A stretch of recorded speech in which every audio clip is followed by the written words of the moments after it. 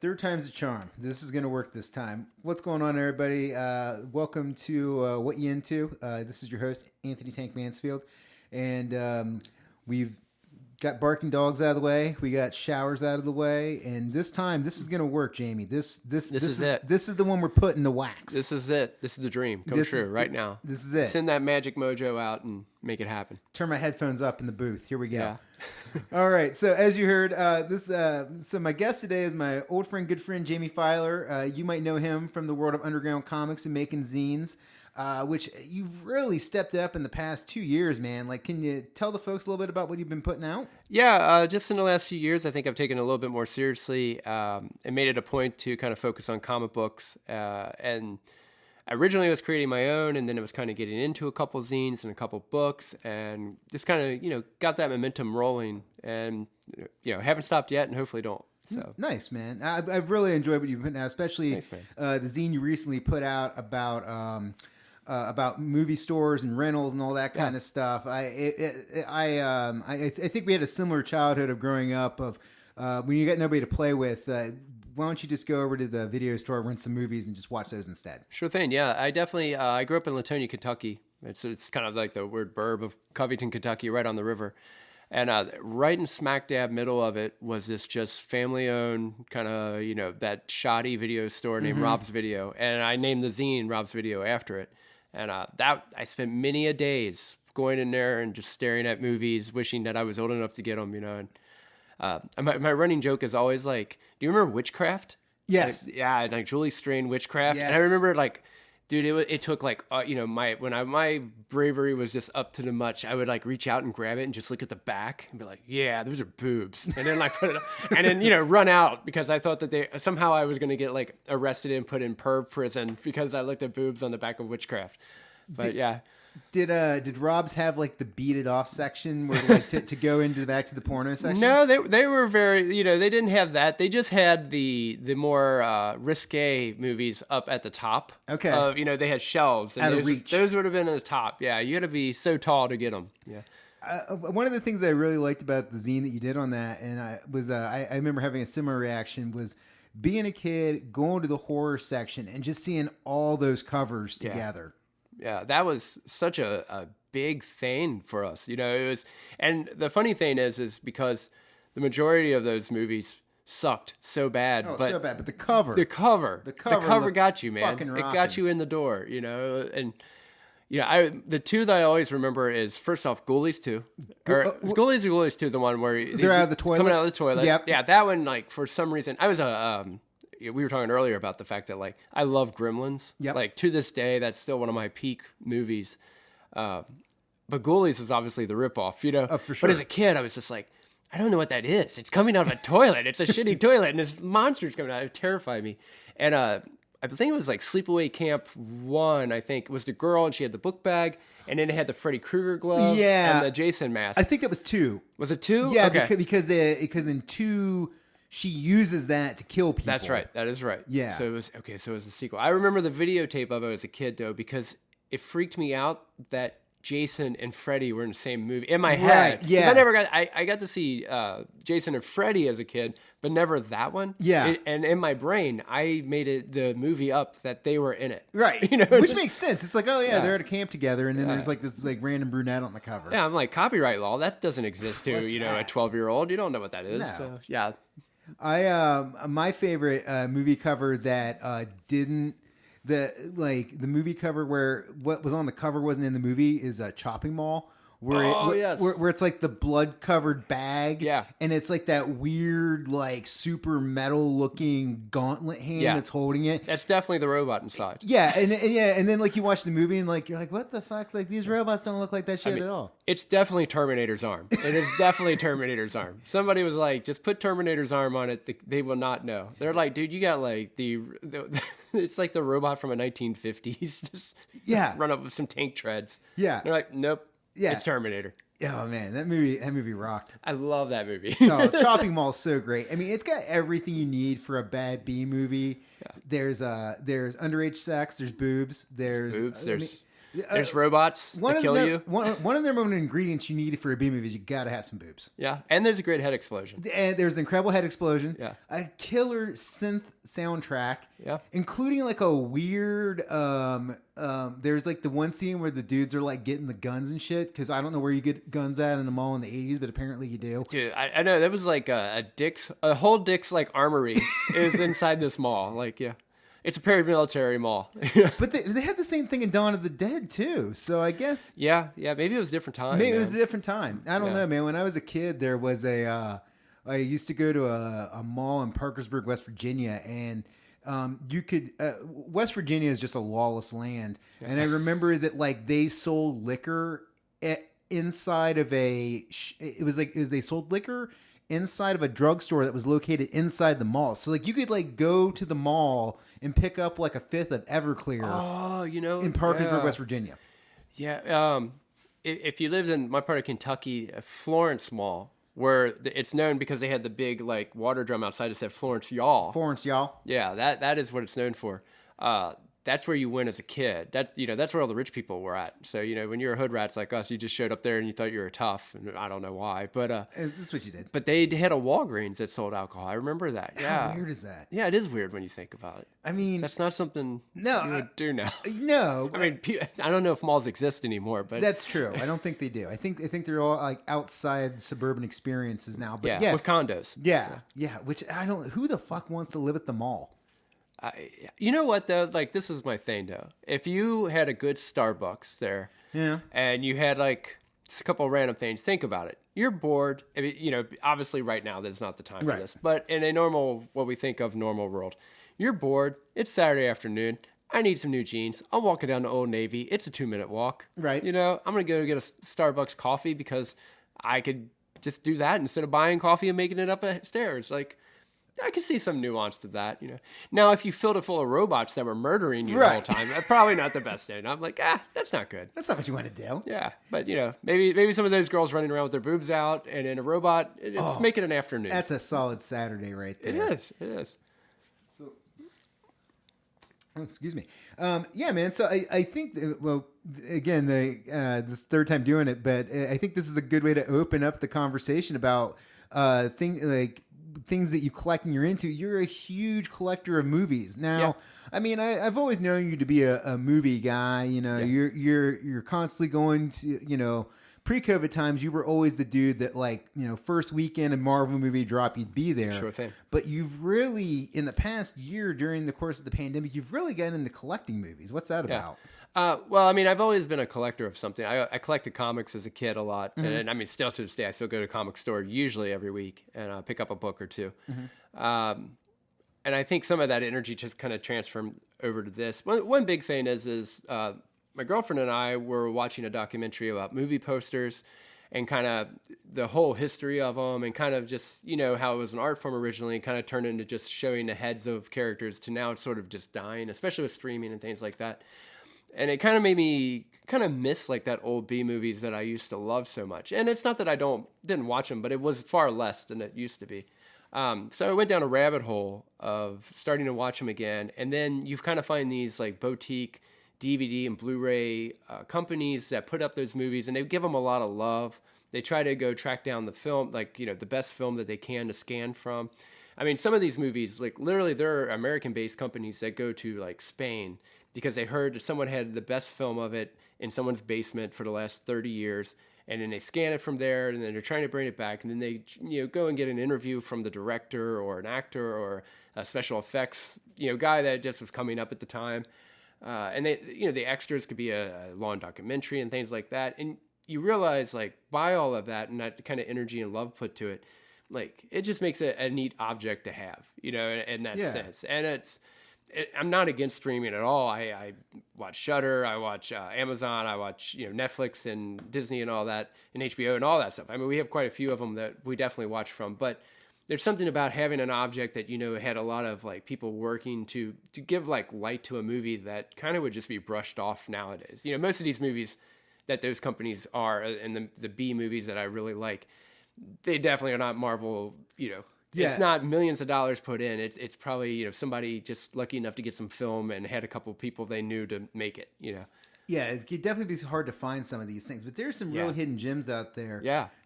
You brought up one of the things I never really understood, and maybe you can help shed some light. You said things like going to Spain. I know that, there's like the spaghetti westerns, which were like the Italian westerns that came out, and there's like a bunch of Italian horror films. Sure. What's that about? Why did that happen? Like, why didn't was it just countries were trying to do their own Hollywood, or how did that come about? Well, one thing I think that I didn't know until I started kind of like watching some of these documentaries. That again, it's like I'm getting like a film history by doing this too. And I kind of went down a rabbit hole of reading books about it, and as a zine maker, I meet other zine makers in this and trade, and just learning a lot from it. And the history is fascinating because the one thing I don't think we living in America, and we're kind of spoiled, we have a movie theater, we can go see whatever movie it is and things like that. We don't realize that those movies cost a lot of money that these movie companies and stuff pay to rent it basically for however long, to make their profit in that. But when you step outside of our country and you go to a place like Spain, that costs a lot of money to them that they don't know if they can guarantee that it will come back. So one big thing that they do, and especially in places like that where copyright laws are a little bit more loose, they don't have as much to go, is they have their own directors, their own actors and actresses, and film crews and everything else. And so they simply say, it would cost me X amount of money to bring Jaws over here, but I can pay far less to have this guy direct these people and just make our own Jaws movie, and that's what they do, and they had no problem with that at all. And funny enough, especially I'm using Jaws because there's a very famous movie called Cruel Jaws. It's one of my absolute favorite B movies. It's horrible in every way, but the director of it is pretty notorious. Right now his name's skipping my head, unfortunately. But if you Google Cruel Jaws, you can get the backstory. But basically, what happened was it was cheaper for him to hire actors and actresses, fly them to Florida, film for like a week, fly them back, and splice it with movie scenes he literally just ripped off of other movies of sharks and put it all together. My favorite thing too about Cruel Jaws is that the director really wanted Hulk Hogan to be in the movie. You wanted Hulk Hogan to be well, this was in the 80s, so, Hulkamania was really blowing up, right? Well, Hulk Hogan's expensive, Wait, was he going to play Brody, or was he going to play like... Well, he was going to play a whale hunter, because a whale hunter could just obviously go hunt a shark. That makes sense, right? So wait, he was going to play... what's the dude's name for... Ahab, from Moby Dick. But in Jaws... the dude that's got the boat. A doll's eyes. If Ian's listening to this, he's yelling at us. He's screaming at Ian Robinson right now, our good buddy, your co-host, your cream comics for everything around me. Check that podcast out. Yeah, Ian's like screaming at us. Ian's screaming at his fucking iPhone right now. The worst thing too is he's actually he has commissioned you and I to do the drawings. Yeah, I'm drawing this guy. Oh shit. Okay, no, I gotta Google it. Just so it's not Brody. It's not Brody. It's all right. When you're doing a podcast, your brain cast. Okay, here we go. It's God damn it! Come on, yes, it's me. It's for sure. Not Hooper, not Brody. Oh, how's not in the top three? Quint. Yes. So Robert Shaw. Hulk Hogan was going to be Quint. It was going to be Quint. Yes, but Hulk Hogan cost a lot of money. That wasn't going to happen for that budget. So what they did was they found a Hulk Hogan lookalike to play Hulk Hogan's character in it. And I'm telling you, they just make sure he's decked out in red shirts and he's wearing the do-rag. And, from a good 30 foot, like a long shot, you're like, oh, that might be Hulk Hogan. I just want to see the movie. And in my brain, I really just want Hulk Hogan to tell the U.S. Indianapolis monologue that Quint does when he's on the boat. Oh, brother. Dead eyes like a doll's eyes, brother. Well, the funniest thing, too, is when the movie actually went to the play there, they just went ahead and said, "Oh, this is Jaws 5." It's Jaws 5. It's part of the continuity. It's no big deal. You're just watching a Jaws movie. Like, no one's going to pay attention to us, right? We're not Hollywood. Yeah, it's fine. So that type of thing's happening. I mean, that's like Zombie. Fulci's Zombie got made. Yeah. Obviously, that was kind of a Walking Dead thing, but Fulci's Zombie, I love Walking Dead or Night of the Living Dead and everything that was done with those movies. But obviously, like Zombie is a class movie in my opinion. Zombie is zombie, you know. Zombie, like one of the greatest covers of all time. Oh yeah, the maggots and worms coming out of that thing's eyes, and then I mean, a zombie bites a shark, you know. That, and I was just getting ready to get to that. I mean, yeah, I think that might be the craziest thing I've ever seen in the movie was a stuntman fighting a shark at the bottom of the ocean. Yeah, that is bananas. And then Fulci he has that eye thing where he just wants an eye poked in every movie. Every movie. So the only thing is though is like other people started making zombie movies and then they just became the sequels to Zombie without actually having anything to do with zombie. And when you get to like Zombie 5, it's about killer birds. Right. And you're like, what is that? But that's just how loose the rules were. But Yeah. again, as a person who can appreciate that type of film, that's awesome that people would just do that. You know, it's just like, hell yeah, I'm just going to go make my bootleg whatever movie. It doesn't really matter. And just put it out. Yeah, I want Hulk Hogan in my movie. Can't get him. Okay, well, I get a lookalike. You know, and that's what makes him incredible. Yeah. So do you have directors and like stars that you follow in these movies that like you went down the rabbit hole of? Well, I mean, there's again, it's the rabbit hole is the key word there. Because once you, we were kind of hitting on this earlier in our conversation we had. Once you kind of realize that, you know, okay, I'm just going to use Joe Dante. Joe Dante created Gremlins, and that was always a key movie since I was a kid to an adult. It's every year, almost around Christmas time, I'll watch Gremlins 1. And at least probably once a year, I watch Gremlins 2. As much as people hate it, I'm still like, I don't know, it's Gremlins. Yeah. I like it, you know. And then, you know, there's other movies that he created, The Burbs. I like that movie a lot with Tom Hanks. And then he did Matinee. He's done a lot of films like that. But I would listen to an interview with him, and he would burn up like, Mario Bava. Mm-hmm. Okay, so Mario Bava, I was not familiar with. And he was a foreign director who made just a ton of horror movies and pushed those out in the 60s and 70s.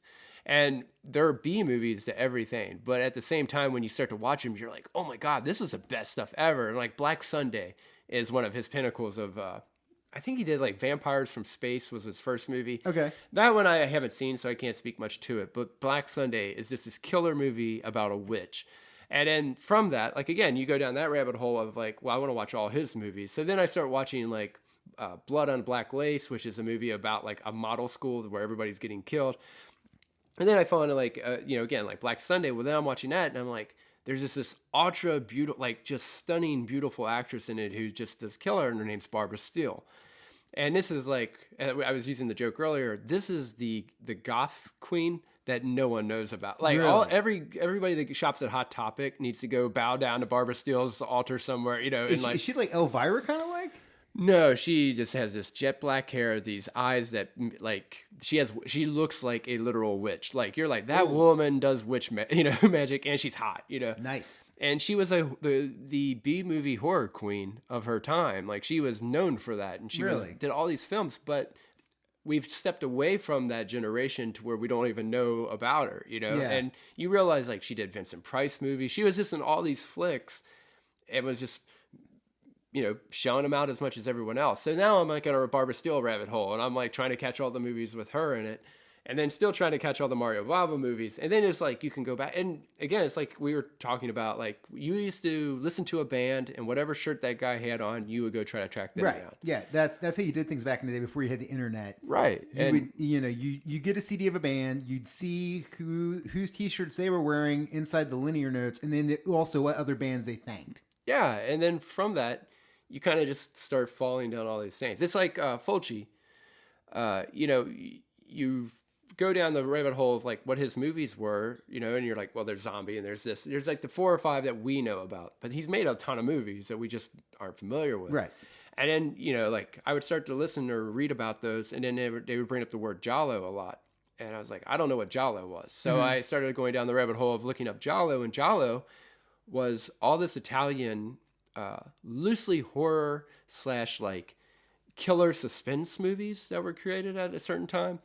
And why they're popular is because they were kind of in the surreal movement as well. Okay. So a lot of the directors in that would film a lot of like, I'm trying to think of how I would even word this. Like, you don't think too hard about, like, there's always a person who wears black gloves who kills people. Okay. And it's basically like trying to figure out all these movies, different directors, different actors, actresses, everything else. All of them have black gloves. Like it's a weird rule. and this person is killing people. And it's kind of like a police procedural to try to figure out who it is. But at the same time, because of the surrealness of it, it doesn't need to make sense. Okay. So, you don't think too hard.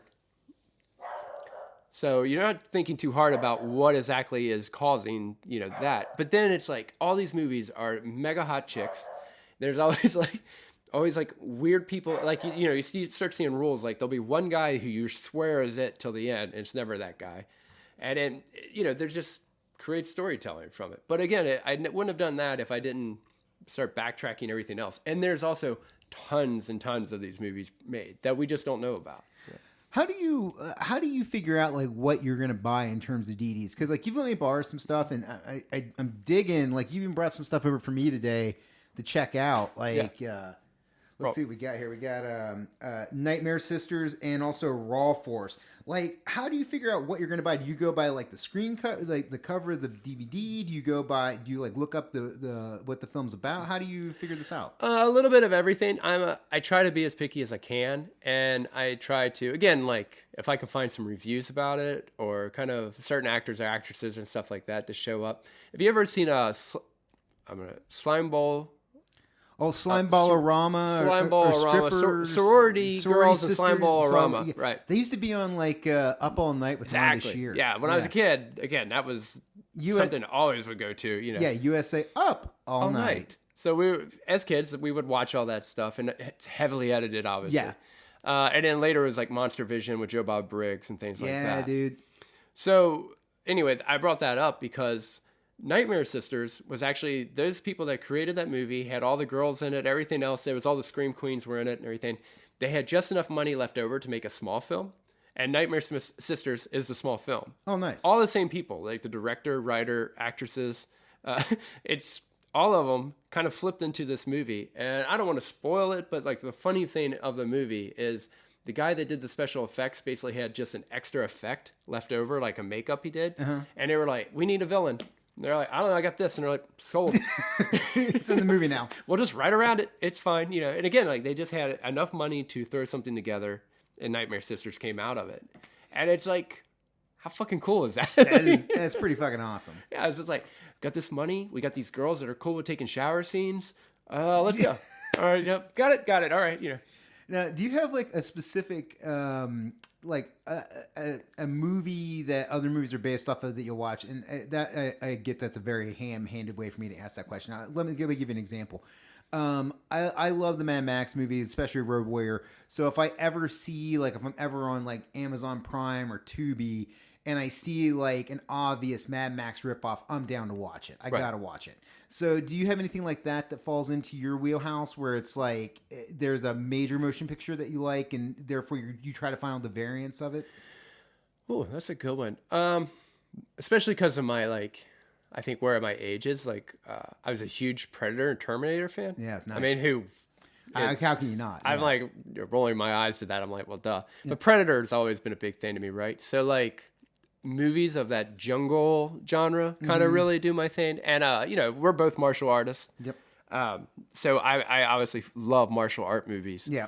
And when you can mix weird genre with those, like I let Tank, kind of where we started this conversation, this is months back, but I let him borrow a movie called Death Machines. Death Machines was awesome. Holy shit. It was so cool because, again, like in that where Canon obviously was B movies, but like that was kind of the pinnacle of its time. It was, putting out movies with Sylvester Stallone, and we had the Arnold Schwarzenegger movies coming out, and Chuck Norris was blowing up in that.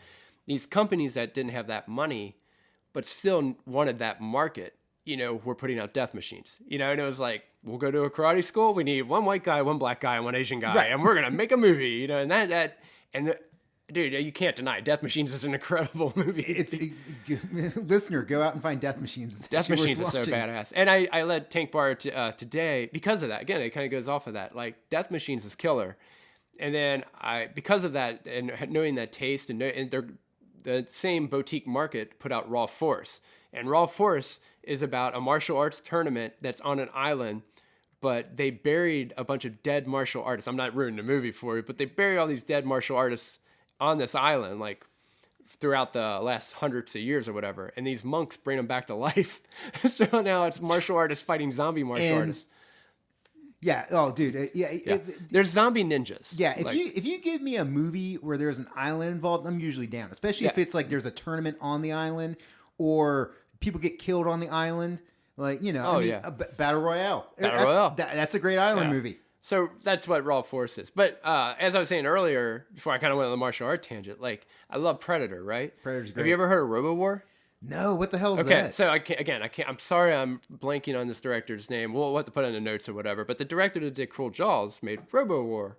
So Robo War was, again, this country's like, we can't get Predator. Can't get Predator. And the guy's like, I got you. I got you. Don't worry. I watched a bootleg video of Predator. Stan Winston? And we don't need it. We got Italian Stan Winston. You know what's more terrifying than a weird lizard hunter alien? They're like, what's that? And he's like, a robot. And they're like, well, robots can be scary. Chop him up. And he's like, right. But we don't really have money for a robot. And they're like, so what are we going to do? Well, we'll get a guy. We'll put him in a rubber suit, like literally like the suit that you scuba dive on, put some robo parts on it. And then we actually just rip off everything of Predator. Like, I'm not saying, like, we're going to make it in a jungle and seem like that. No, we're going to have a guy who is Jesse the Body Ventura with the same gun. Awesome. We're going to have a guy, and they're like, well, we don't have any Native American people to sadly play the stereotype of that. And they're like, it's fine. We have an Asian guy. They're close enough, right? Right. Throw a wig on him. Yeah. So they have an Asian guy who is the weird non-white guy to play, but like kind of spiritualist, like the Native American guy. So like he's Billy, but he's not Billy? Yes. Is he batshit nuts like Billy was on the set of Predator? I don't think he was batshit nuts. Yeah. I don't know. Maybe. Have you ever like read any of the behind the scenes stuff about Predator? No. Well, I mean, other than the Jean-Claude Van Damme. Yeah, the Jean-Claude Van Damme thing. That's where, kind like, of the which is awesome. Yeah. But apparently the dude that played Billy was like fucking cuckoo for Cocoa Puffs. Really? Yeah, and the scene where like he cuts his chest with the machete, that wasn't planned. Oh, wow. Like they were just like, we're rolling, and then they're like, holy shit, the psychopath's cutting a chunk out of his chest. And Robo War, they do the exact same scene with the Asian man. I'm not trying to spoil it, but literally he takes his shirt open and cuts himself the knife. And I'm like, dude, like, okay. And I'm like, well, we know the answer of what's going to happen to him then. It's a pretty badass flex, but I really question if like, cutting yourself before a fight to the death is the way to go. I don't think that would scare the other dude off. My argument is I'm like, you're losing blood before you fight. You're already a pint down. Yeah, I'm like, I need all the blood I can get. Like fights take a lot of cardio. Yeah. So it's like, I don't know, blood's good. But yeah, so Robo War, definitely sounds awesome. It is pretty awesome. Like, yeah. What do you think about now I know you're into like a lot of the a lot of the Italian stuff, trying to get like underground stuff from different countries. What about something like Troma? Like where does that fall in your spectrum? Oh, I love Troma. Yeah. Toxic Avenger was something, again, going back to Rob's video, I think is the first place I ever got to see one. I rented a couple of the Toxic Avenger movies. It's weird. It's because probably when I was younger, I was probably like, this isn't like a normal movie, right. Like I don't know, as a kid, like I probably always just felt like kind of like it was obviously this isn't good because it's not filmed as good. And then I think when I got to like teenager and I was listening to my first punk rock albums and things like that, then all of a sudden that shit was where it was at. Yeah. Class of Nukem High, and I'm like, they all Very got mohawks. Cool. Yeah. Surf Nazis Must Die. Oh yeah, classics. Yeah, Sergeant Kabuki Man, like all that shit. You really start to gravitate towards that, and I would argue that was probably my first time kind of seeing like independent cinema. Yeah, and not even knowing that that's what I was watching, but movies with a shoestring budget. Yeah. And I mean, you can't deny like Toxic Avenger, especially like the first one, was really good. It was really good. Yeah. Yeah, and Class of Nukem High. Again, there's pinnacle. There's a reason they're classic. Surf Nazis Must Die. Those three, especially, I feel like that was Trauma's like three bangers that they put out. Yeah, Kabuki Man I did like Kabuki Man, but that was a little later. Yeah, that was kind of the newer school. And it was like that, and like Terra Firma were like the other big later ones. Yeah, like Romeo and Juliet. Yeah, because you got to a point where like people were paying attention to him, and you could have that guy that really, again, like James Gunn, and that wasn't James Gunn that we know, but he was coming to them to make movies at that point. It wasn't just like Lloyd Kaufman being like, I don't know, I got an idea. Yeah. Well, it's also crazy to think too is like Troma was the first place to ever give the guys from South Park a break with Cannibal Holocaust or Cannibal the Musical. Yeah. Which by far has my favorite director's commentary of all time. I've never watched the thing. I used to have the DVD of it. I don't think I actually saw that. The director's commentary is hilarious. It's literally Matt Stone, Trey Parker, and the dude who plays Squeak from Basketball. Yeah. And like a couple other people. They're literally getting drunk at their house and they're watching it. And at one point they pause the commentary to go smoke weed. And then they come back. And the last 20 minutes is them pretty drunk and high complaining about how long their own movie is because they really want to go to a strip club. That's good life. It's pretty hilarious. Speaking of Squeak, have you ever seen Orgasmo? Oh yeah, man. Oh. Yeah, one of my favorite line in any movie is that I will never forget when I told my father I didn't want to do hamster kung fu. Dad, I don't want to do hamster kung fu. Okay, son. It's like I'm like, that is life. Like, you think everything's important, no one else gives a shit about it. It's like, yeah, sure, whatever, son. Yeah. Orgasmo is awesome. Yeah. Stunt cock. Yeah, stunt cock. I was talking to my wife the other night, and I'm like, I can't believe that South Park, like in today's like world of cancel culture, and if like you say anything wrong, like Twitter goes insane. Sure. Like, how is South Park still on the air? Well, I think maybe they get a pass because it's almost expected.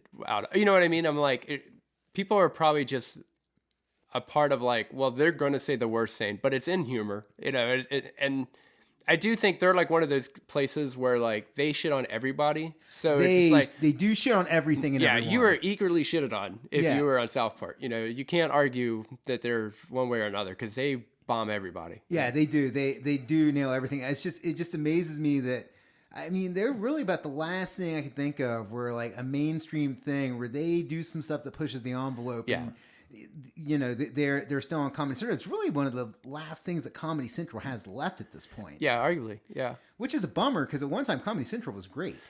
Yeah, I mean, at one time there was a peak to their whole channel. A Chappelle Show, Reno 911. Like there was a lot of good stuff on there. Some bangers. Crank Yankers, if you're into the whole thing. A lot of good stand up. Yeah, man. Yeah, because now I'm like, I mean, again, we're in a different time now because most things I watch are streaming. If I'm like, that's my TV is streaming stuff, and I'm sitting here going, I don't know what they make like anymore. I don't know either. Yeah, maybe there's something great there that I just have no clue about. I think Drunk History. That's about it. There you go. And then the show we're now like the Broad City thing. That's all I can really think of. See, I haven't even seen that. It's okay. Yeah.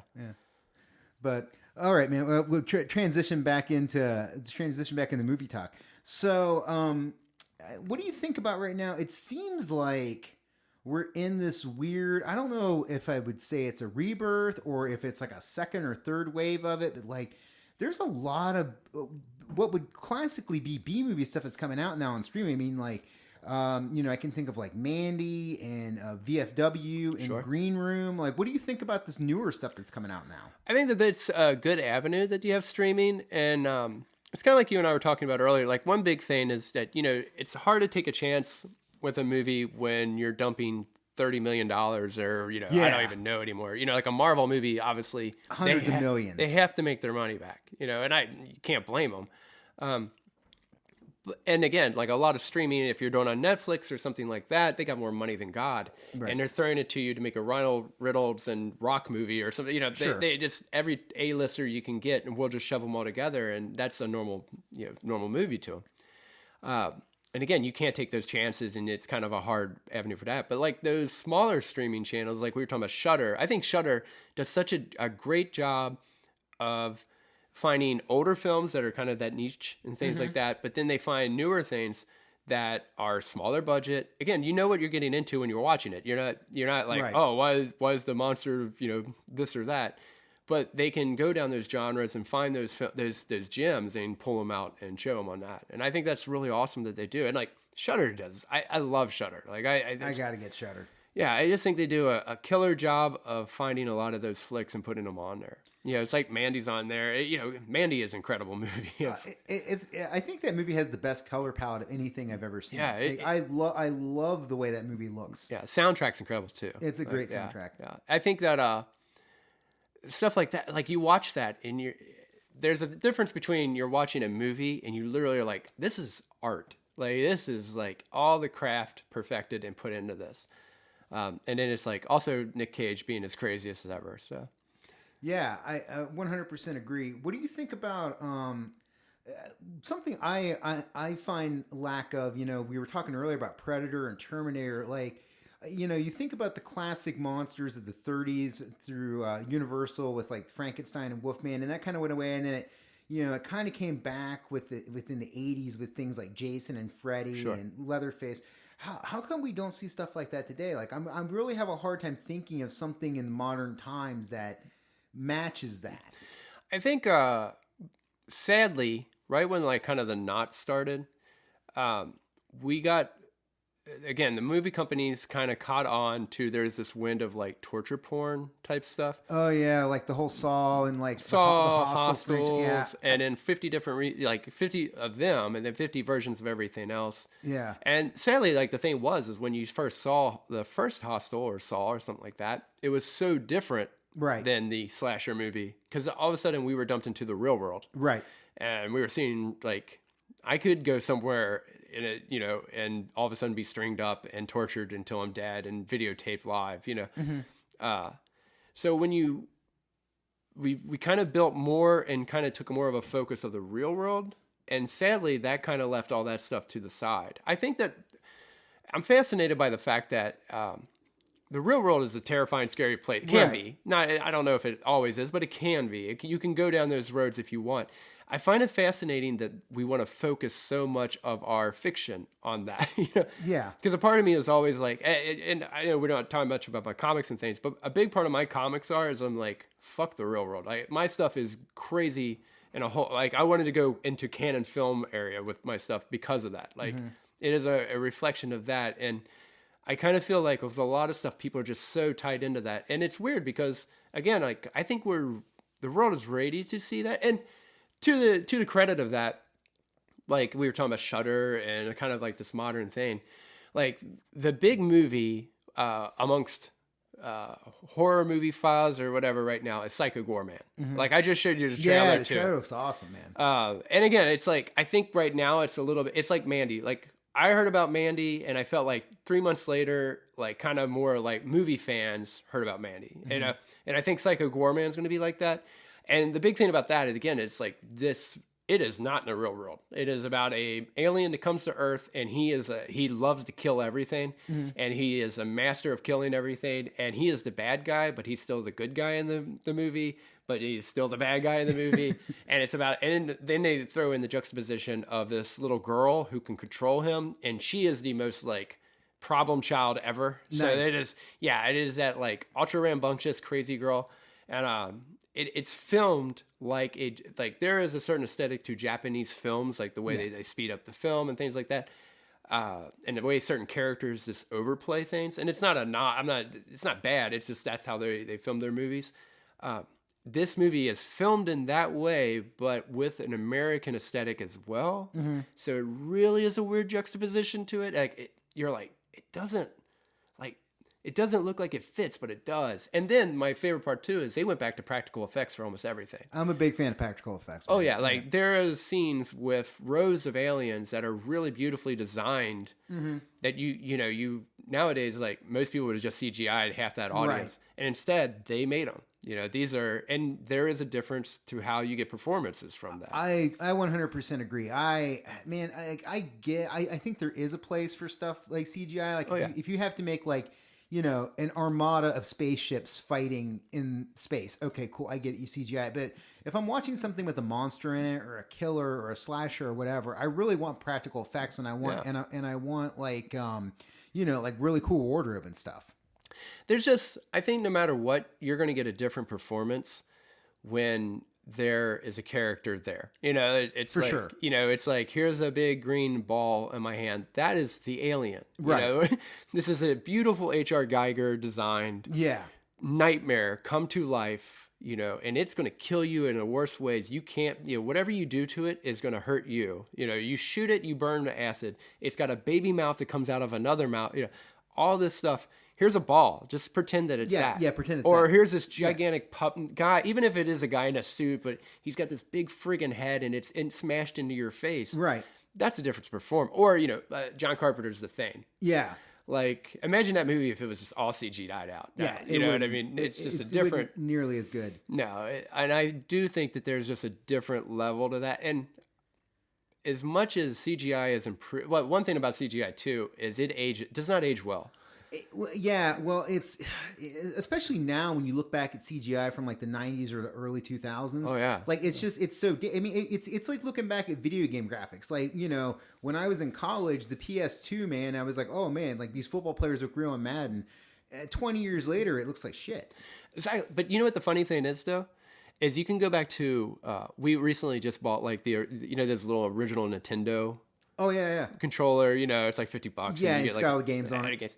You're playing it and you're like, why is this fun? Like, you know, I'm like, this is the worst graphics ever, but it has like a trueness to that. You know, they knew what they could work with, and Mario is designed to work with that. He's not a fully rendered, realistic figure with beads of sweat that 5 years from now doesn't look right. You know, you just know this is a beautifully designed little character who just jumps and side scrolls. Right.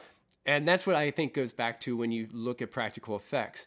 Yeah, they do have this like ageness to them or whatever, and I know they're more expensive and things like that, but when you look at them, they still have like that design and that beautifulness to them compared to when you see CGI that is just not there anymore. You know, I compare it to Game of Thrones. Game of Thrones, if you watch the first few seasons with the dragons compared to the final season with the dragons, there's such a jump that it makes you go, this is a TV show. This isn't, you know, I'm not concerned with these characters. I mean, it does take you out and makes you realize like it's a fictional show and these are not real creatures because the gap is so wide. And that's not a long time from the film, episode 1 to the final episode.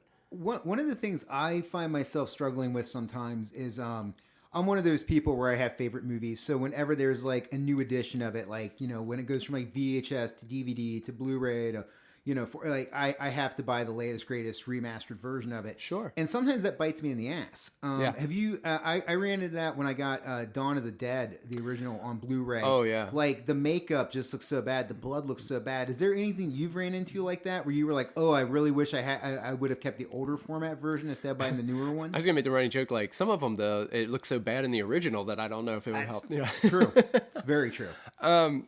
Yeah, unfortunately, like Dawn of the Dead, really, it doesn't stand. Like, I think I had the DVD of it, and I don't think I ever stepped out of that. One movie that, like, I love, like, the original Texas Chainsaw Massacre. Who doesn't? Which it gets better with time, I feel like. Yeah. But I've always been curious, because I've never seen, like, a 4K. Well, I don't think there is a 4K, but, like, a Blu Ray of it or anything. I always had just the collector's edition DVD, and I was always like, I wonder what that looks like once you step out of that. I'll let you borrow mine. It looks incredible. Does it? Oh, yeah, because that's awesome. Yeah, because so there's like there's an example of where it does work to the advantage of something that was like, you know, like the night scenes they shoot with like Franklin and you know, when he gets attacked in the wheelchair, it's really hard to kind of see Leatherface and you're trying to make sense of where stuff is.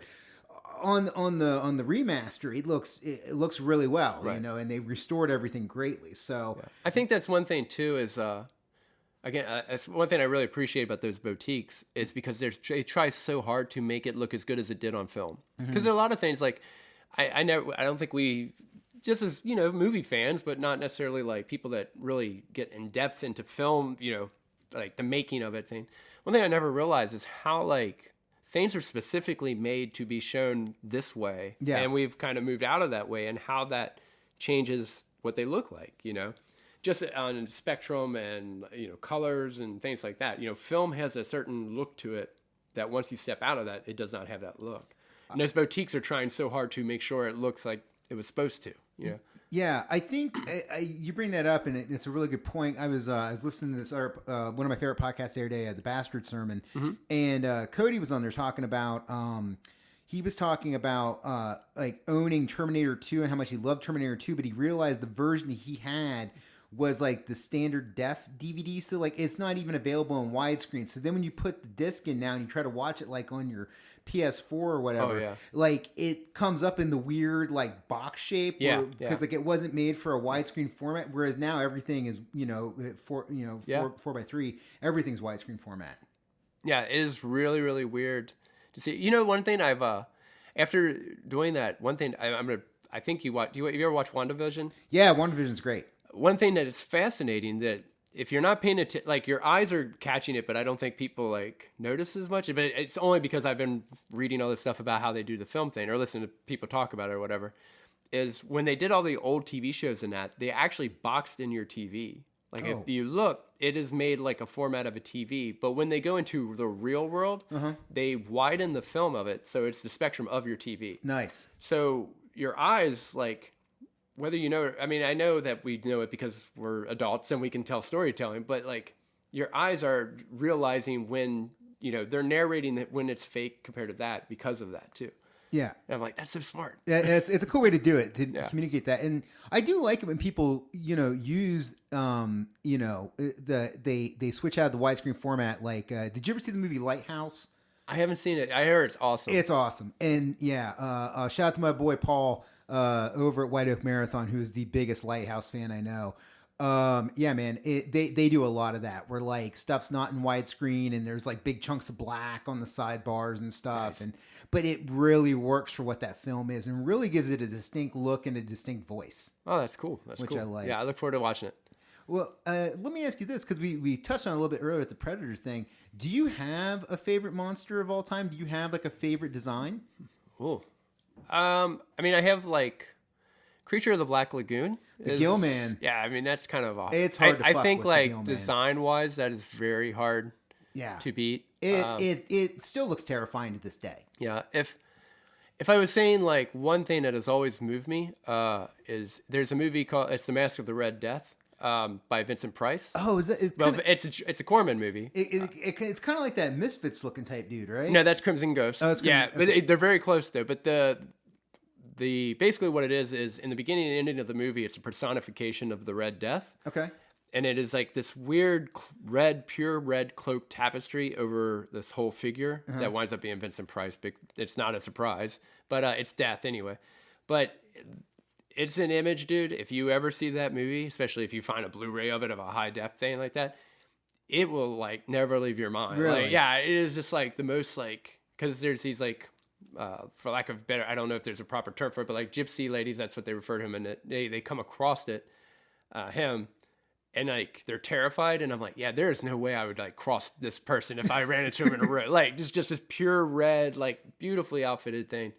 Mask of the Red Death, by the way, by Corman, is a masterpiece. Like again, we've talked about Corman before, and like it is an absolute masterpiece. Well, you were telling me before about Corman, and this is we had a couple technical difficulties. This is like the third time recording this, but I think we're doing good so far. Knock on wood. Not trying to jinx it. But you were telling me about Corman, that Corman had rules to his movies. Can you kind of? Okay, so Roger Corman, if you don't know, is kind of like one of the biggest names in B-movie cinema. Very much, yeah. You know, Corman films are known for like there's always boobs in Corman films. There's always crazy violence in Corman films. Probably the biggest one would be like Death Race 2000 if you're looking for like... Such a good one to go in. That's a good gateway drug. That's a good gateway drug. Yeah. Yeah, so can you kind of talk a little bit about Corman's philosophy on what he lined up for rules for his films? Well, one thing, okay, first off, like Corman is in his 90s and he's still directing movies and producing movies. Yeah, writing movies. I just read an article that they interviewed him during COVID and that, you know, just like, I guess they were kind of checking up on him. Yeah. And he's like, oh no, I go alone to my office and I write and we're preparing movies and, you know, we're doing it safe and we're going to plan to have a couple of, I mean, like, I'm like, dude, you're in your 90s and you're not stopping because he's a badass. That's awesome. The funny thing about Corman is like, if you ever saw a photo of him, he looks like everybody's neighbor's dad. Really? You know, yeah, glasses, you know, tight but shirt all tightened up, you know, khaki pants, the biggest nerd. And then you listen to him and he talks with the most plainest voice ever, like very calm. How you doing, Tank? Everything's great. I'm going to tell you how I'm going to direct this movie. We need to definitely at least 2, if not 3 pair of the boobs. We can't have them together. There have to be a certain increment between the boobs to make sure that the audience sees enough boobs throughout the film. The first death, always the worst death. Multiple deaths can happen in between. They can't be as worse as the first death. And then we have the big excursion at the end. And then if there is a vehicle that wrecks in our movie, we see it wreck, we cut scene to a new scene, and it blows up. And that is his rules. And anybody that worked for him can apparently everything I read is everybody brings up the rules of Corman. Yeah, it's hilarious you said because I was Amazon Prime is one of my main rabbit holes that I go down for like bad schlocky movies, and if there's like a variant of like Mad Max, I'll watch it. And I found this Corman thing. It was like Wheels on Fire or Fire on Wheels or something, but it's very much Fire on Wheels sounds awesome. That does sound pretty metal, right? Yeah, I mean, that's either a movie, a beer, or like a band name. Why not all three? or all three. It's like I'd watch it, listen, and drink it. But that's exactly what happened in this like Mad Max ripoff. Was this dude like just bumps this car off of the road. And it flies off a bank and then immediately explodes. And it's like, why is this car? It's like, there's no reason why this thing would explode. Like, why did it blow? And now you say that, I'm like, dude, I've seen multiple Corman films and that always happened. Cars constantly explode. It is a bad. The problem is when you know the magic trick, you always see the magic trick. That's true. And it's like every Corman movie. Like the funny thing about Corman is again, like he started at a different era. And he was making all these Vincent Price, Edgar Allan Poe movies, and the whole thing was they were like, we need them cheap and we need them in a week. Yeah. And he would just shell them out. And The Mask of the Red Death, the one I was talking about earlier, that's like the masterpiece of all. I mean, it is next level beautiful. But the reason being is because they had enough time to like take, I think, 2 weeks on it, and they were just like, oh, we have like a whole 2 weeks. Like this is amazing. We never get this much time. So yeah, that was that. Do you have a I know you're a slasher guy. You dig those flicks. Yeah. Is there anything that pops out as your favorite kill scene of all time? Oh. Yeah. Oh man, that's a great question. I know I'm putting you on the spot. So. Our homie Justin Stewart, him and I, we share a love for a certain movie that most people hate, but we love Jason X. Oh, Jason X is the shit. If you don't like Jason X, fuck you. I don't understand you. Yeah, I'm like, I don't get why Jason you hate X Jason X. is so good. Yeah. But the scene when they create the two holographic girls and they take their tops off and they're like, you want to smoke grass and have unprotected sex? And he just bashes the shit out of them in the tree. I was like, this is the most amazing scene ever. Yeah. Like, it is, because it's so meta, especially to Friday the 13th. And at that point, like, Jason's in space. It's Jason 10. Yeah, it's time to go. Yeah. So that is arguably, to this day, still, like, I'm like, nothing tops it, Well, and if you start looking at, like, because it is very much, it's the homage to the sleeping bag kill. I think it's like in 6 or 7, which is awesome. And then it happens again in X. But then that film also has the incredible kill that a lot of people say is one of the best Jason kills, which is when he wakes up and he takes the science chick and he dips her head in the the liquid nitrogen, or whatever. She freezes and then he smashes her head and she like turns in like bloody chunks. Like that's awesome too. There was really good kills. Like again, a lot of good kills. I think people just feel. I mean, it's funny is because I read things where they're like, "Well, jumped a shark," and I'm like. Like, really? No. like just because he's in space, like I'm like, to me, I think it's awesome when you throw another genre in there. Because what at this point, like, what are you gonna do? Well, and especially after how bad like 8 and 9 were. Jason, you need Jason Goes to New York and Jason Goes to Hell were just so terrible. See, I always will have another warm place in my heart for Jason Goes to New York, just because as a martial artist, the whole scene where I'm like, my thing has always been like, why does someone fight him?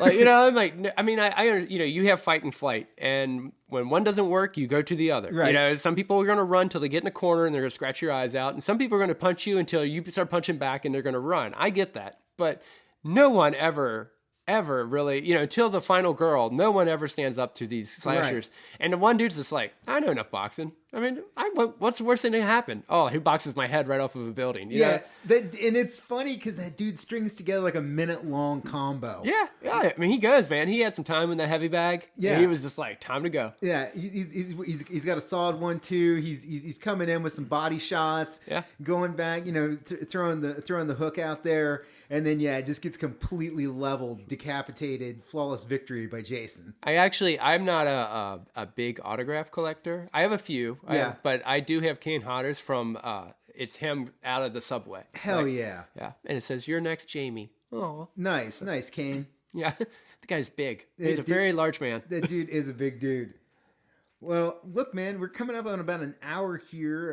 Cool. So I think, which is good because I think this leaves the door open for future episodes to talk about other things you collect. We didn't even talk about comics. We didn't even talk about your toy collection. Sure. We kept it pretty much in the ballpark of movies. As we're closing up, is there anything that you would shout out that people should go see or they should try to find that's out there? Well, I think if people kind of want to delve into these movies, again, if you do streaming, Amazon Prime is a great one to go down a rabbit hole. Dude, Prime's got everything. And Shudder's another great one. Shudder's like $6 a month. I mean, it's not going to break your, but it's pretty dang reasonable for the stuff that you can go down. If you collect Blu-rays and things like that, I would look up Vinegar Syndrome. That's my number one, and then Severn's my number two. Cauldron Films is a good one. There's quite a few branches, and the one cool thing about all those companies is they're super good with each other. So if one of them's working on a film and they need someone who's like an expert of color or whatever, they'll bring another person in. Nice. But at the same time, they share, talks with each other. They're very open about if you like our stuff, you should check out Vinegar Syndrome and that. And when you go down that rabbit hole, there's podcasts, there's zines, things like that. I mean, I'm going to throw out if you really want to read about it, you should check out Rob's video. It's my zine about it. Up. Yeah, so pick up that, and we got a great interview with Tank in that, and we talked to a couple people that review on YouTube, and I review a few things. My lovely girlfriend Allison, she reviews Troll, the movie. I mean, that's the rabbit hole she went down. So but yeah, it's quite a neat market to check it into. Awesome, man. Well, cool. Hey, where can people find you out online if they're wanting to check out your zines, if they're wanting to pick up some of your comics that you're making? Sure. I do have a blog that I update probably about 4 or 5 times a year. It's artofdoom.blogspot.com. But if you really want to kind of follow me, and the best thing probably arguably to do is if you have Instagram, I'm Jaimie, Jaimie _Filer. And I have a link to my Etsy, and you can pick up what books I have. And, my books, I do small runs, and they tend to sell out. So I always try to tell people, it's kind of better to kind of get on the first run. I do usually reprint them, but it may take a little while beforehand. But you can follow my Etsy from there. My Etsy's 100% Doom if you want to look for that too. Hell yeah, man. Well, definitely check it out. And listeners, go support Jaimie. He's an awesome dude. Always putting out quality content. And thank you for having me on here. Dude, thanks for coming on the show. I appreciate it. Thank you for being a guest. And check out all the stuff he's doing online, and hopefully we'll get Cream back here soon once pandemic times are over. His comics for Everything Around Me with him and Ian Robinson, great dudes. Give them support as well. You can find me online at neiltono1.com or Instagram neiltono1, KNEELTONOONE. That's where you can find me at. Thanks a lot for checking out the show, and we'll be back with you guys in about a week or so, okay? Take care. See ya.